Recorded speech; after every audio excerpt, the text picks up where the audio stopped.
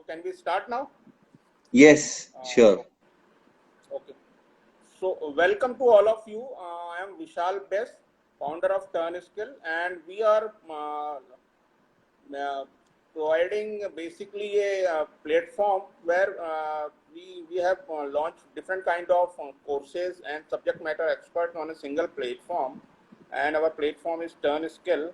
And in TurnSkill, mainly basically in the weekly session we have provide inviting our guests from the industry experts from the different segment. And today is our guest, Mr. Naveen Tosniwal. He is by professionally he is an engineer, but right now he is also from the past few years he is taking care of some special kind of knowledge. You can say that it's really very amazing science. So today our session he is taking the changes your personality through the amazing science of graphotherapy. So I am really very keen to know more about the graphotherapy. Before starting the today's session, I just invite Mr. Naveen Tosniwal, and once again welcome to you, sir. And please introduce yourself first and tell me something about yourself, and then we will start today's session. Thank you, Vishal ji. It's a pleasure. बहुत अच्छा लगा आपने invite किया हमको. Basically, I am born and brought up in Calcutta. I have done my engineering over there in Jadavpur University. It's a well-known institute. Thereafter, I am taking care of our family business. We are into manufacturing of industrial and instrumentation cables. And I shifted to Jaipur about 25 years back to take care of the business. And as a passion and you can say part-time profession, I am actively pursuing graphotherapy, which is a very amazing subject.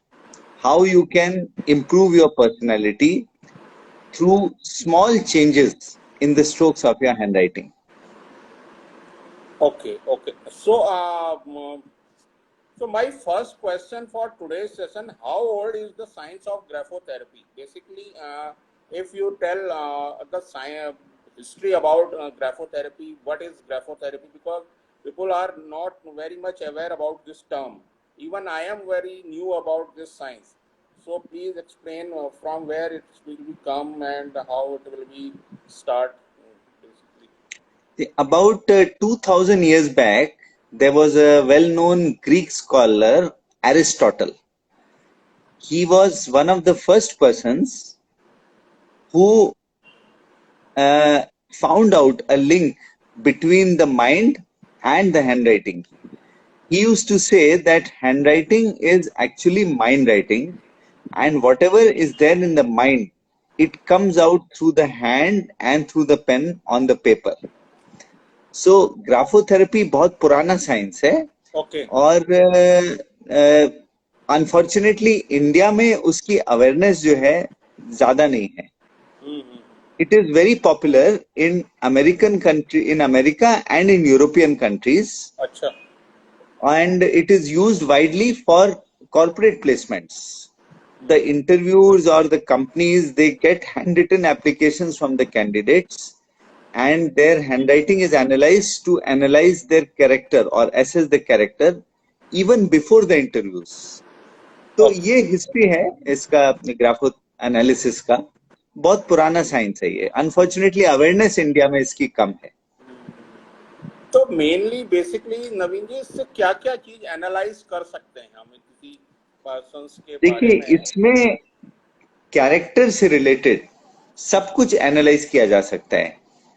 आदमी का thinking कैसा है, किस situation में कैसे react करेगा, वो एकदम फास्ट ग्रास्पिंग करेगा या कोई चीज समझने में उसको टाइम लगता है, how he will react in what situations, what is his will power level, what is his determination level, whether goals are well defined, and whether you are sensitive.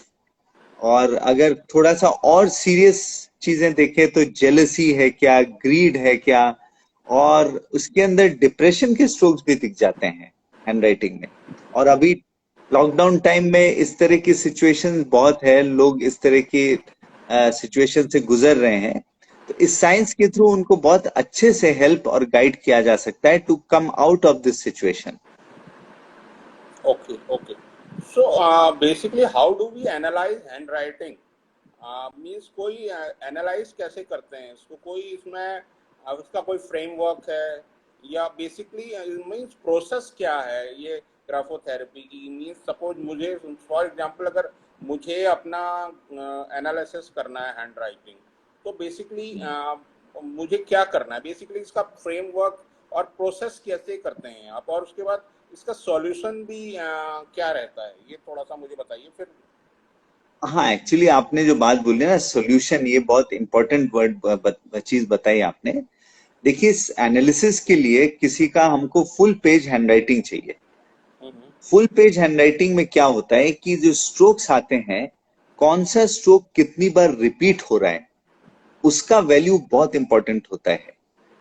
तो अब जैसे टी को आपने पांच पांच तरह से लिखा होगा एक राइटिंग में, हो सकता है एक पर्टिकुलर टी को आपने 2 बार रिपीट किया हो, दूसरे टाइप ऑफ टी को आपने 5 बार रिपीट किया हो। तो जो लेटर और या जो स्ट्रोक जितनी बार रिपीट हो रहा है, उसका वैल्यू होता है। तो that value is very important, उससे कैरेक्टर का एनालिसिस होता है। आपको हम थोड़ा सा एग्जाम्पल देते हैं बहुत ब्रीफली, वैसे तो बहुत बड़ा साइंस है लेकिन फिर भी आपको एक थोड़ा सा आइडिया देते हैं।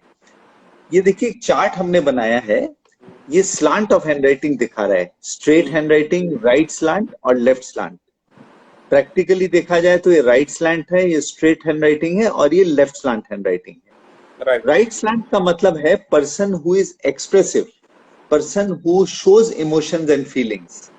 Straight handwriting is a person who is composed, who can meet emergencies with a calm mind. Left slant handwriting means a person who is a reserved. He will not show his emotions or feelings readily. These are different ways where you can write M and N, small M's and N's. Here you will see the M's and N's are pointed at the top. This indicates people who have a sharp mind. They do not take time to understand or grasp anything. This is M and N which is in the form of inverted V's. आप देखिए उल्टा V's type का दिखेगा। ये दिखाता है person who has curiosity for learning, नई चीजें सीखने की इच्छा। ये M और N में देखिए ऊपर गोल है। This is the way we were taught to write in our school. This indicates people who are slow thinkers, who will take time to understand something. They have to study and restudy and go into details to clearly understand something. Now, these are some upper strokes.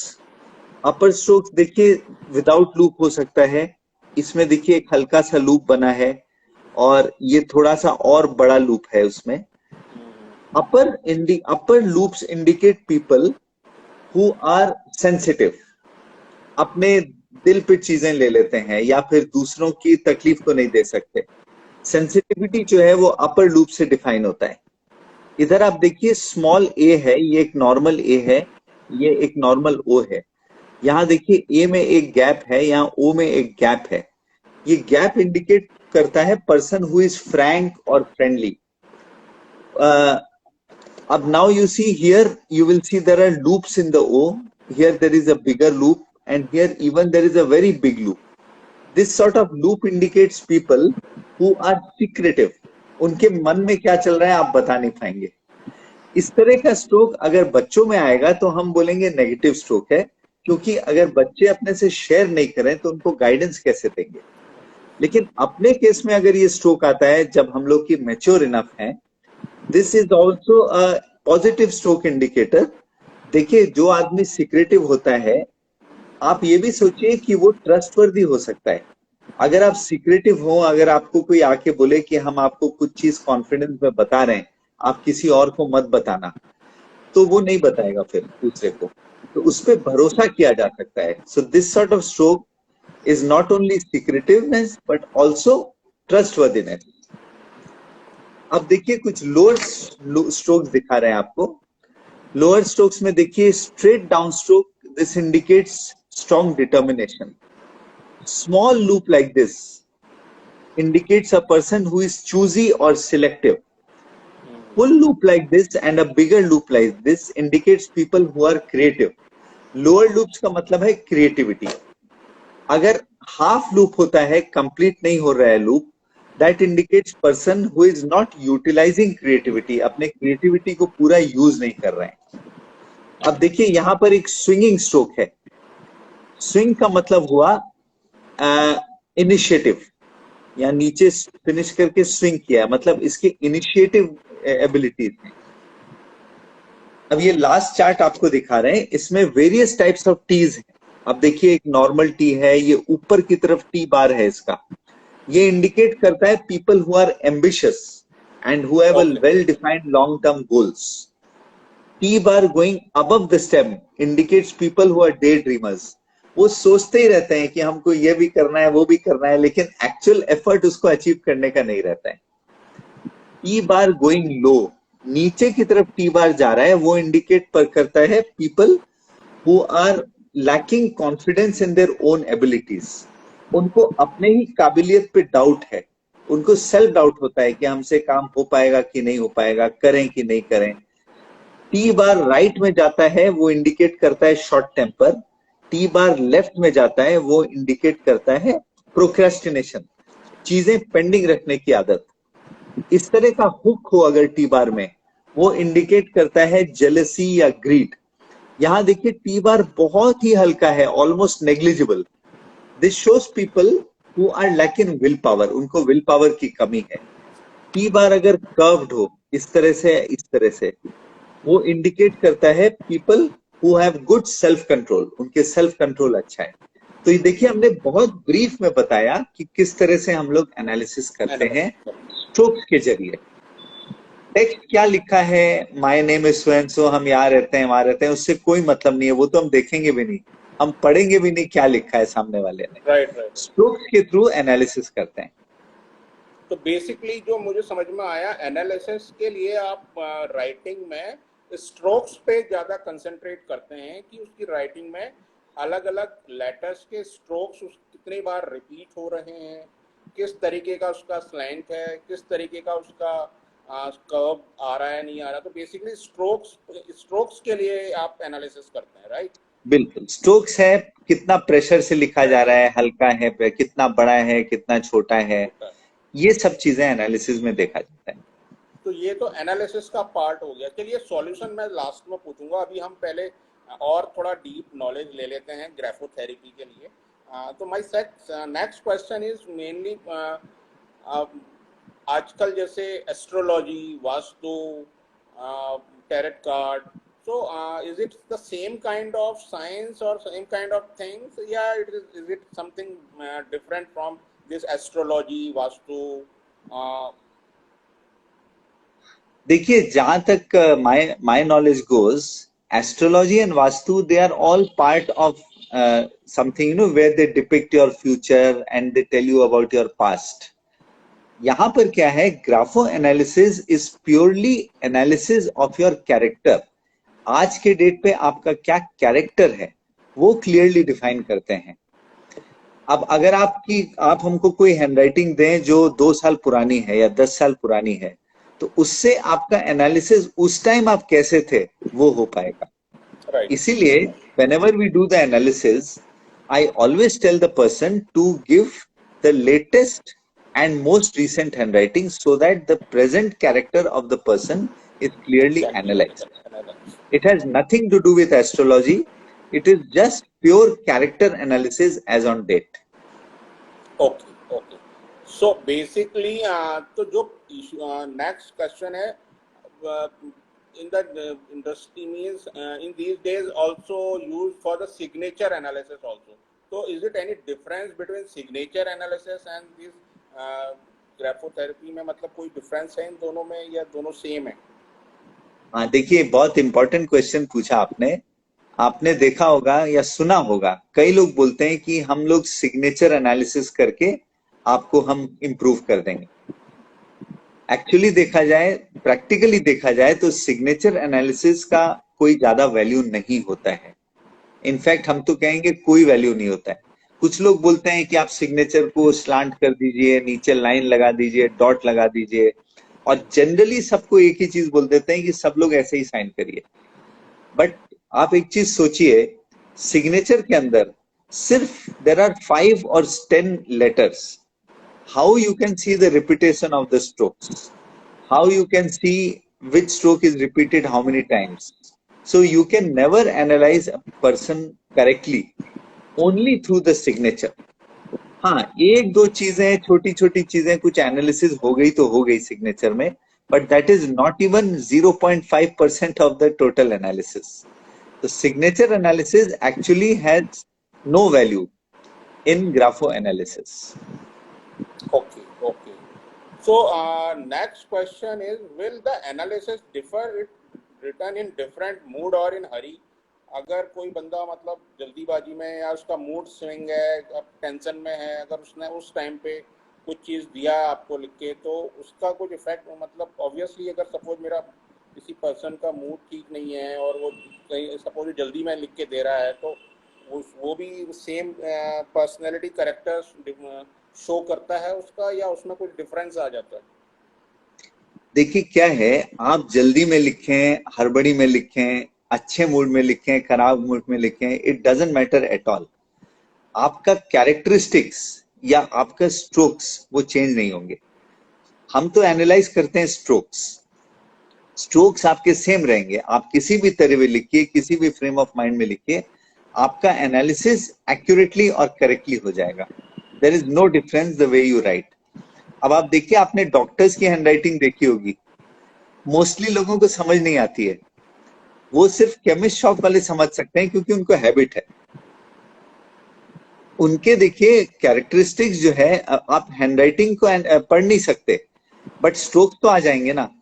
तो उनके analysis करने में कोई difficulty नहीं है, because the strokes can be analysed through the handwriting. तो कोई फर्क नहीं पड़ता है, आप चाहे गंदी हैंडराइटिंग लिखें. कई लोग बोलते हैं हमारी हैंडराइटिंग तो बहुत गंदी है, तो हमारा कैरेक्टर भी खराब है क्या? है ऐसा कुछ नहीं. कैरेक्टर आपका बहुत सही हो सकता है, वो सब स्ट्रोक से डिफाइन होता है. So bad handwriting, good handwriting, writing in a Hari, writing in good mood, bad mood, it does not make any difference. Your analysis will still be done very accurately. Okay. So mainly इसमें जो अभी तक हम समझ पाए हैं graphotherapy में, तो मेनली जो है कि आपका करेक्टर एनालिसिस हम आपकी राइटिंग से फाइंड आउट कर सकते हैं. और अभी तक हम उसके अलग अलग पॉइंट्स, मीन्स वो किस तरीके से पेज अपना मतलब लिख रहा है या अपना इमोशन शो कर रहा है on the paper, right, means कि उसके स्ट्रोक्स क्या हैं, उसका वो कितना बड़ा लिख रहा है, छोटा लिख रहा है. तो ये तो आपने एनालिसिस कर लिया. अब हम आते हैं इसके सॉल्यूशंस पे. क्या राइट. आप मेनली अगर आप किसी किसी पर्सन का आपने एनालिसिस किया, उसके करेक्टर्स में बहुत सारे नेगेटिव पॉइंट्स आ रहे हैं, तो क्या वो नेगेटिव पॉइंट्स इम्प्रूव हो सकते हैं, मीन्स कि मतलब हम उसको करेक्ट कर सकते हैं हैंड राइटिंग को अपना करेक्ट करके? क्या उसमें कुछ उसके करेक्टर्स में कुछ इम्प्रूवमेंट आ सकती है उस पर्सन के? तो सॉल्यूशंस क्या है इसकी? मतलब पहला तो स्टेप ये हो गया कि आपने एनालिसिस कर लिया, अब राइट. आगे हम सॉल्यूशन की बात. एक्चुअली क्या है, देखिए एनालिसिस करके किसी को छोड़ दिया तो उसको फायदा क्या हुआ? वो तो सिर्फ उसके बारे में उसको बता दिया, वो उसको ऑलरेडी अपने बारे में मालूम है. खाली थोड़ा सा सेल्फ रियलाइजेशन ज्यादा हो जाएगा, अवेयरनेस बढ़ जाएगी कि हाँ हमारे अंदर ये चीजें हैं, पॉजिटिव चीजें भी हैं, नेगेटिव चीजें भी हैं. How to improve your positive traits and how to get over your negative traits, वो सबसे वाइटल है. एनालिसिस करके छोड़ दिया तो it is not helping the person. जो आपने जो क्वेश्चन पूछा ना, द इम्प्रूवमेंट्स और द सॉल्यूशंस या थेरेपी उसको जो बोलते हैं, दैट इज मोस्ट इंपॉर्टेंट. और उसी में हमारी स्पेशलाइजेशन है. ओके. कैसे आप अपने स्ट्रोक्स को थोड़ा सा चेंज करके, प्रैक्टिस करके, with in a period of 3 weeks आप अपने पर्सनालिटी या कैरेक्टर को कैसे चेंज कर सकते हैं, वो सबसे इंपॉर्टेंट है. देखिए, और अच्छा एक चीज हम आपको फिर से बोलें कि आजकल लोग बहुत घबराते हैं कि हम लोग तो लिखते ही नहीं साहब, हम लोग सब टेक्स्ट पे आ गए, कंप्यूटर पे आ गए, we are all on computers, we are only doing typing. और ये फैक्ट भी है, हम लोग बहुत ही रेयर और बहुत कम लिखते हैं आजकल। लेकिन अगर इस साइंस के थ्रू अपने को इम्प्रूव करना है, तो आपको सिर्फ 5 मिनट की प्रैक्टिस रोज करनी है, only 5 minutes, for a period of 3 weeks. और वो थेरेपी हम आपको गाइड करेंगे कैसे क्या करना है। That if followed properly and done sincerely, you will actually change in 3 weeks. आपको 3 वीक्स बाद खुद को महसूस होने लगेगा कि हमारे अंदर जो कमियां थी उसमें डिफरेंसेस आ रहे हैं या आ चुके हैं। ये सबसे अमेजिंग पार्ट है इस साइंस का। Okay okay. तो बेसिकली जो मैं समझ पा रहा हूँ कि अगर आप फर्स्ट स्टेप ये है कि आप किसी का राइटिंग एनालिसिस करेंगे और उसके बाद थेरेपी के लिए उसको 3 वीक्स में आपको डेली 5 मिनट से डे कुछ राइट। अपने स्ट्रोक्स को करेक्ट करना है। तो करेक्ट। हाँ, तो अब इसमें मेरा पर्सनल क्वेश्चन ये है कि क्या श्योरिटी क्या है, मीन्स कि क्या रियल में इसमें चेंजेस आते हैं? मतलब ये कोई भी पर्सन कैसे मतलब इसको मतलब बिलीव करे इस पे, इस पॉइंट पे कि मतलब हाँ, मैं अगर थोड़ा मेरे करेक्टर्स में कोई इशू है और मैं अपना राइटिंग में अगर मैं कुछ चेंजेस लाऊंगा तो मेरी पर्सनैलिटी में चेंजेस आएंगे या मेरे करेक्टर्स चेंज होंगे। तो इसमें मतलब मेरा क्वेश्चन ये बन रहा है यहाँ पे कि कितना एक्यूरेसी के चांसेस कितने हैं, मीन्स। एक्चुअली देखिए, आपको एक चीज बताएं, ये साइंस 100% एक्यूरेट है, इसमें कोई डाउट ही नहीं है, इफ एंड बट ही नहीं है। देखिए एनालिसिस, पहले एनालिसिस की बात करें। एनालिसिस में हम गलती कर सकते हैं क्योंकि I am a human being, लेकिन आपके कैरेक्टर स्ट्रोक्स कभी आपके बारे में गलत नहीं बता सकते। जैसे आपके पर्सनैलिटी के थ्रू आपके स्ट्रोक्स आ जाते हैं, उसी तरह if you change your strokes consciously, that will actually impact your subconscious to change you. ये एक प्रूवन साइंस है, इसमें कोई डाउट ही नहीं है। और देखिए, आपको एक चीज बताएं, ये हमारा पैशन है, हमारा मेन प्रोफेशन नहीं है। अगर हमको चेंजेस या रिजल्ट्स नहीं आते इतने सालों तक फॉलो करने के बाद, अगर हमको हमारे क्लाइंट्स नहीं बोलते कि हमको चेंजेस हुआ ही नहीं था, अब क्या फायदा, हम तो इतने टाइम लिख लिए, अगर हमको ऐसा 2 लोग भी बोल देते, तो I would have stopped, I would have given up this science. हम इसको फॉलो ही नहीं करते, परस्यू ही नहीं करते इतने साल, क्योंकि इसमें रिजल्ट आ रहे हैं और एक्चुअली रिजल्ट आ रहे हैं और लोगों के पॉजिटिव फीडबैक्स आ रहे हैं। वही बेसिस है कि आज हम अभी तक इस साइंस को परस्यू कर रहे हैं जेन्युइनली और सिंसियरली।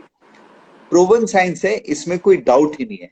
अगर आप प्रैक्टिस करेंगे 5 मिनट से डे सिंसियरली, तो आपको वो चेंजेस आने ही है।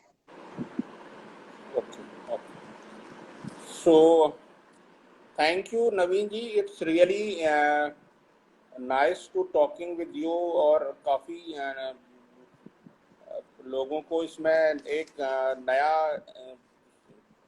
एंगल सोचने को मिलेगा कि how they can change their life and their characters through change only writing a 5 minute daily practice.